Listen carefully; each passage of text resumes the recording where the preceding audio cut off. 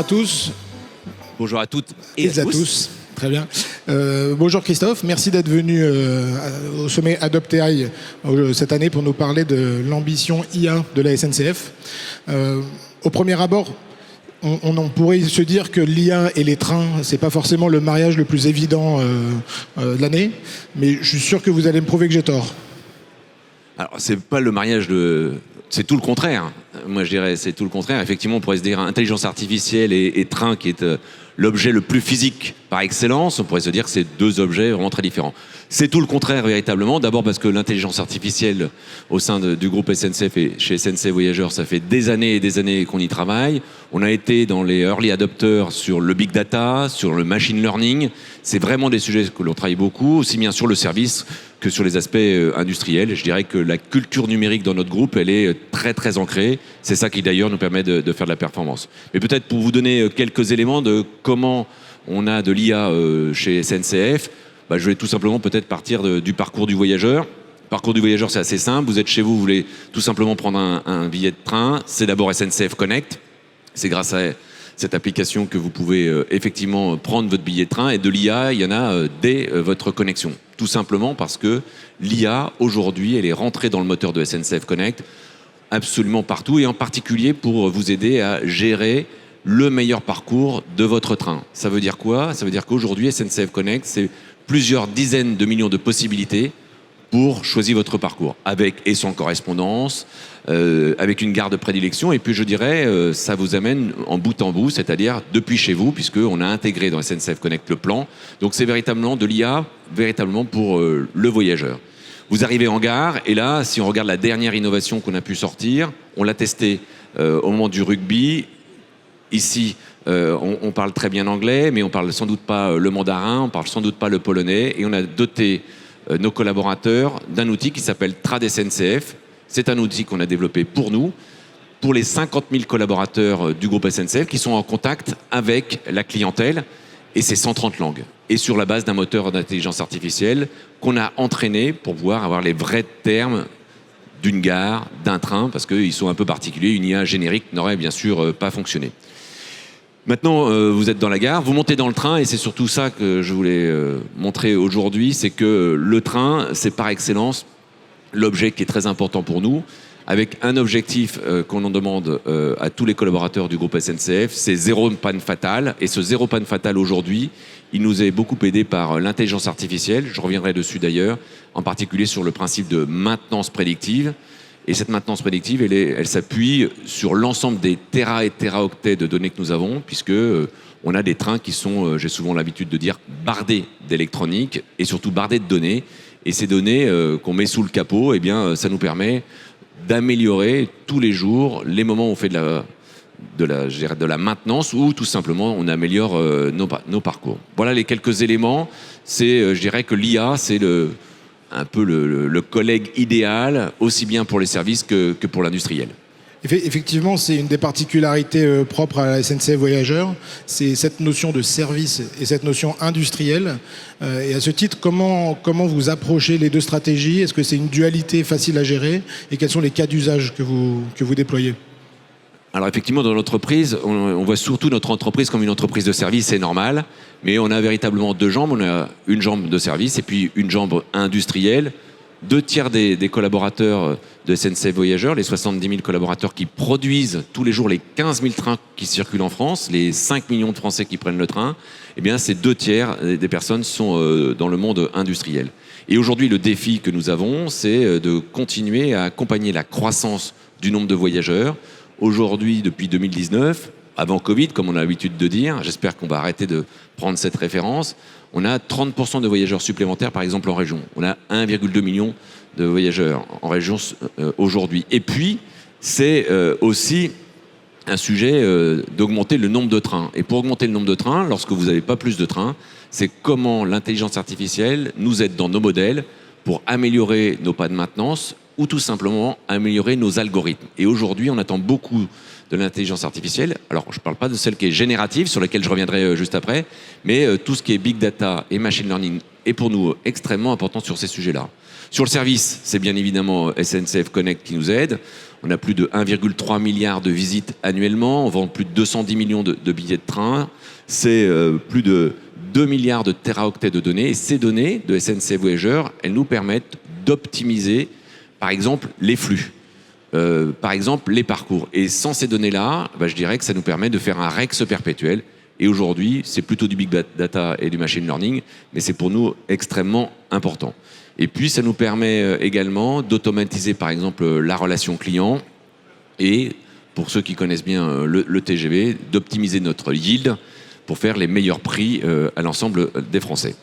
Sur la partie industrielle, on a un maître mot qui est pour nous extrêmement important, c'est qu'il faut que l'IA nous permette de franchir une marche très importante. C'est comment on fait pour que notre entreprise ait zéro panne fatale en ligne. Zéro panne fatale en ligne, ça veut dire quoi? Ça veut dire qu'il n'y ait aucun train qui s'arrête parce qu'on a détecté une panne dans le train. On pense que dans 10 ans, on aura la capacité à ne plus avoir de panne en ligne, et c'est l'intelligence artificielle qui va nous le permettre. Je dirais, nous permettre parce qu'on a beaucoup de données. Je parlais de données tout à l'heure, mais peut-être en le symbolisant un peu différemment, il y a une quinzaine d'années, si vous preniez un train, que vous le coupez en tranches d'1 mètre, par tranche de train de 1 mètre, il y a une quinzaine d'années, on mettait à peu près 10 mètres de câble. Donc ça faisait 10 fois la longueur. Aujourd'hui, nos trains sont tellement connectés, tellement bavards, comme diraient quelques-uns d'entre nous, que sur ce même mètre de train, on a aujourd'hui 20 km de câble. Donc ces 20 km de câble, ils sont absolument indispensables, d'abord pour piloter le train tous les jours, mais surtout une immense base de données qui nous permet de faire de la maintenance prédictive. Et l'étape d'après, ça sera bien sûr autour de l'intelligence artificielle générative pour nous permettre d'anticiper et de faire des propositions, y compris dans nos cahiers des charges, vis-à-vis des constructeurs. Ce point-là, il est très important parce qu'on nous parle souvent du prix du train. Exceptionnellement, vu qu'on ne donnera pas la parole à la salle, j'aurai donc pas de questions sur le prix du train aujourd'hui.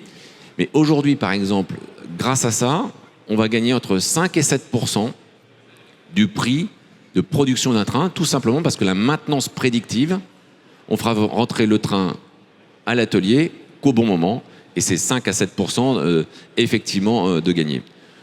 On s'appuie pour ça sur des équipes très nombreuses. On a un centre de recherche, il est au Mans, c'est plus de 1300 ingénieurs qui aujourd'hui ont pour objectif d'améliorer en permanence notre maintenance.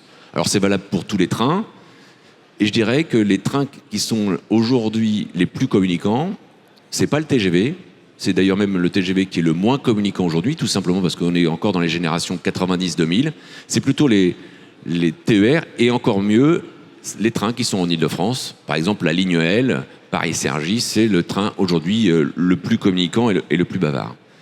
Dans l'industriel, il y a un autre élément qui est très important sur lequel on s'appuie également sur l'IA. C'est d'ailleurs sur une idée originale d'un de nos conducteurs de train. C'est comment on optimise la conduite de nos trains. C'est un petit peu comme dans votre voiture. C'est comment vous économisez du carburant en conduisant différemment. Eh bien, nous, on s'appuie sur des algorithmes et beaucoup de data, du temps réel, et on fait ce qu'on appelle de l'opti-conduite, c'est-à-dire que sur son iPad, tous les conducteurs, et ils sont 10 000 au sein de SNCF Voyageurs, ont un iPad et peuvent optimiser la vitesse de leur train. C'est très important parce que, comme vous le savez peut-être, aujourd'hui SNCF Voyageurs est le premier consommateur d'énergie électrique en France. On consomme plus de 10% de la consommation électrique industrielle en France. C'est à peu près 1 à 2%, cher Florent, de la consommation électrique des Français. C'est colossal.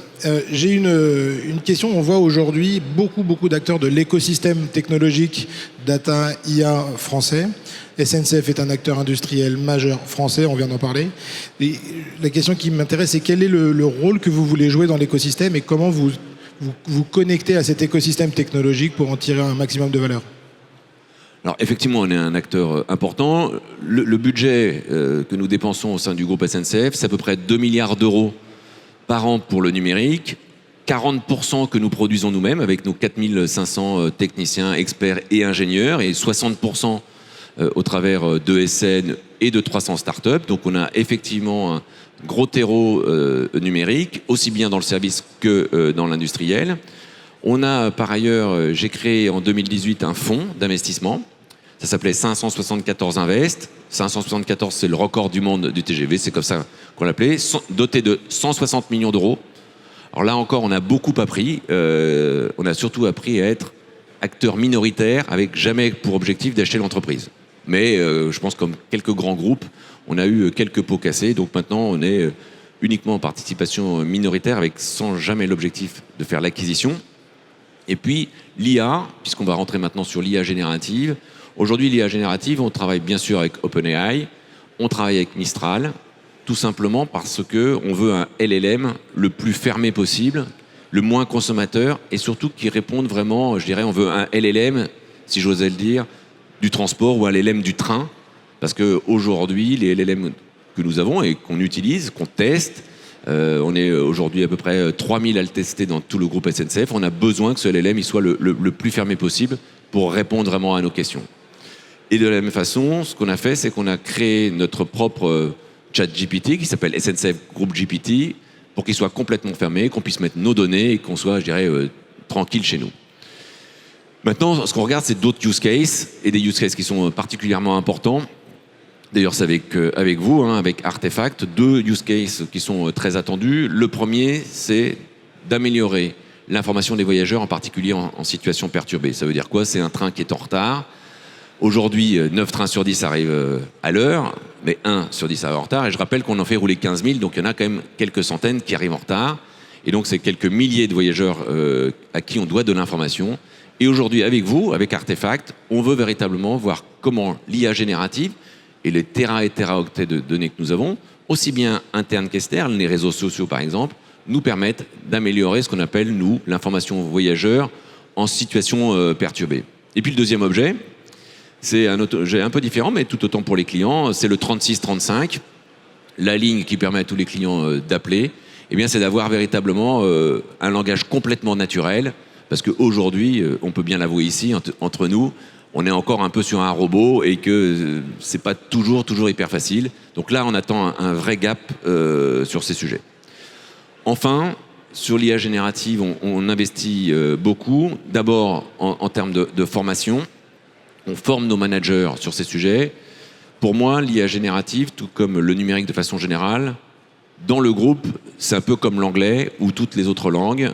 Moi, j'ai demandé à ce que tous les managers soient bilingues dans le numérique. Dans les autres grandes entreprises comme le nôtre, on est souvent, je dirais, sur la stratégie, la vision ou les opérations, et puis on oublie un peu le numérique. Aujourd'hui, les échecs de nos projets, c'est parce que les managers ne maîtrisent pas le numérique, les principales échéances ou jalons. Et ce travail-là, c'est ce qu'on a fait. On a fait une école du numérique avec plus de 4000 managers qui sont aujourd'hui formés. Et puis, on va créer une Prompt Academy pour justement se mettre dans l'intelligence artificielle générative. Très intéressant, et ça fait le lien avec un des impacts de l'IA qui est sur les organisations, sur les collaborateurs. La SNCF Voyageurs est constituée d'énormément de métiers différents qui vont être impactés de façon différente. Et comment vous prenez cette dimension en compte, au-delà de la formation, etc., mais comment vous anticipez les évolutions de l'organisation avec l'IA? Alors vous avez raison, au sein du groupe SNCF, il y a plus de 100 métiers différents. Des métiers très techniques comme des métiers de stratégie, de marketing ou de juridique. Et effectivement, l'IA générative va complètement perturber l'ensemble de cet écosystème. Moi, je crois intimement que l'IA générative ne sera pas destructrice pour notre groupe. Je pense qu'elle va nous permettre de créer de nouvelles choses, mais il ne faut pas être complètement naïf. Il va se passer des choses, de la productivité va être faite, et on l'espère. Et je dirais que moi, il y a 2 collaborateurs différents. D'abord, l'IA doit être le meilleur de ses collègues. Et ce collègue-là, il est de 2 natures. L'école blanc, pour moi, je pense que l'école blanc, ça va nous permettre véritablement de poursuivre et de renforcer toute notre capacité d'analyse, de synthèse dans tous les métiers de corporate qu'on connaît, que ce soit juridique, marketing, compta, finance, etc. Là-dessus, je dirais que ça va faire changer le métier d'école blanc et on a quand même pas mal d'éléments qui nous intéressent assez peu. L'IA générative devrait nous soulager de ces différents points. Pour autant, pour le col blanc, il y a 2 points sur lesquels moi je serais très attentif. D'abord, il y a des nouveaux métiers. architecte en IA. Aujourd'hui, ça n'existe pas. Il va y être très attentif sur l'éthique et l'IA, en particulier chez les collaborateurs. On a monté dans chacune des entreprises du groupe SNCF, il y a un référent éthique IA dès maintenant. Et puis on a créé pour tout le monde, en accès libre très bientôt, une Prompt Academy. Parce que l'IA, si on ne sait pas prompter, ça ne sert pas à grand-chose. Une fois qu'on a fait ChatGPT et qu'on a posé 3 questions amusantes, ça n'a pas fait le taf. Nous, on en a beaucoup, beaucoup besoin. On a plus de 70 000 référentiels. On a besoin de cette IA pour nous aider. Et pour les cols bleus, je dirais que c'est plutôt le col bleu augmenté pour moi, le col bleu qui a la capacité de changer un essieu, une clim, etc. Et aujourd'hui, c'est des milliers et des milliers de documents. Et aujourd'hui, son savoir-faire manuel doit être augmenté par l'intelligence artificielle des documents de référence qui sont les siens. Comme je disais, c'est des dizaines et des dizaines de milliers de documents qui bougent en permanence, en particulier sur les sujets de sécurité. On a des trains qui roulent à plus de 320 km/h. La sécurité, c'est notre priorité numéro 1 et qu'il faut que les derniers changements, on puisse absolument les connaître.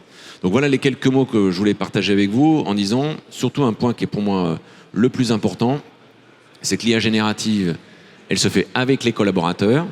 C'est pas contre eux, mais avec. Et je pense que aussi bien dans les hard skills que dans les soft skills, on a vraiment un chemin pour le trouver, mais il faut que l'ensemble de la direction générale et tous les managers soient convaincus qu'il n'y a pas beaucoup de sujets et il faut être curieux et absolument très très curieux sur l'IA. Et je dirais que le point pour moi le plus important, c'est que soit vous serez bilingue numérique et IA, soit des entreprises comme les nôtres se feront disrupter et très vite. Voilà. Merci beaucoup Christophe, merci beaucoup à tous. Et je laisse la parole à Jérémy.